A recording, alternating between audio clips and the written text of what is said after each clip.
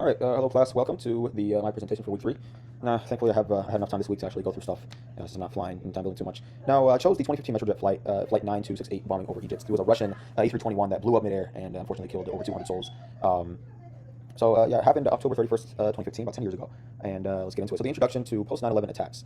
Now, post 9/11 attacks. Let me pull up my notes.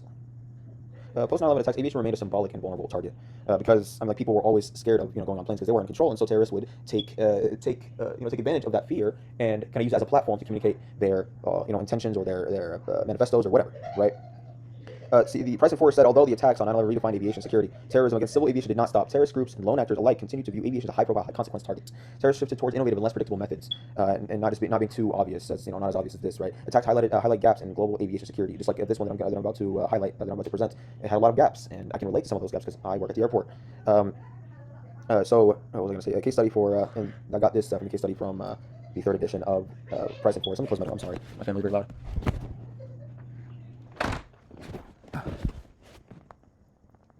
Now, the overview of the Metrojet attack. This is Metrojet. It's a Russian liner. It happened October 31st, 2015, departing Sharm el-Sheikh, Egypt. The A321 killed 224 people, and ISIS claimed responsibility. Man, I remember ISIS.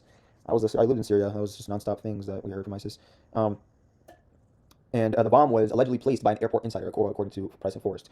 And investigators determined that the most likely cause was an improvised explosive device smuggled aboard, pointing directly to weaknesses in airport ground security and insider access. Now, when they mentioned insider access, I really relate to that because I work at a private terminal in Dallas Love Field, and we do large charters for sports teams like Dallas Mavericks, the Rangers, right? And I'm over here loading up the airplane with bags and equipment, and I'm like, I'm the last line of defense against any sort of terrorism activity. God forbid something happens and one of these bags has something on it, and we close and they take off and something happens. That's a real vulnerability. There are measures in place at my airport to deter against that, but it's still kind of scary. Now, security failures, insider threat bypass screening systems.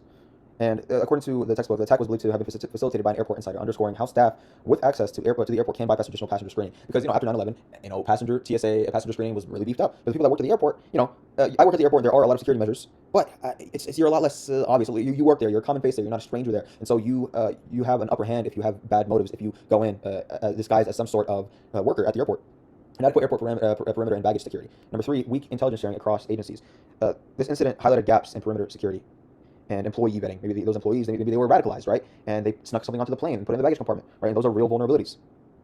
And the TSA system that apparently Egypt had, they had an over-reliance on passenger screening and neglected staff access.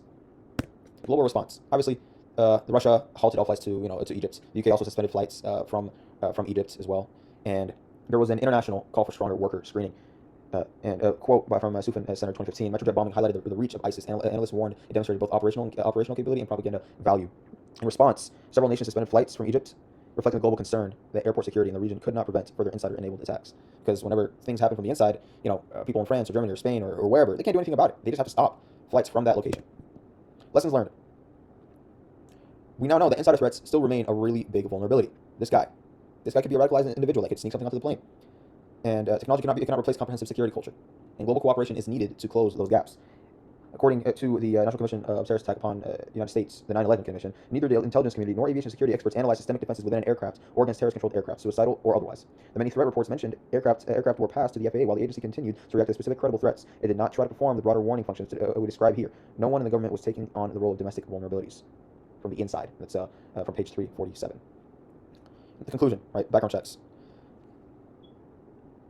According to Price and Forrest, Metrojet bombing reaffirmed the insider threats remain still one of the biggest challenges that face aviation security today.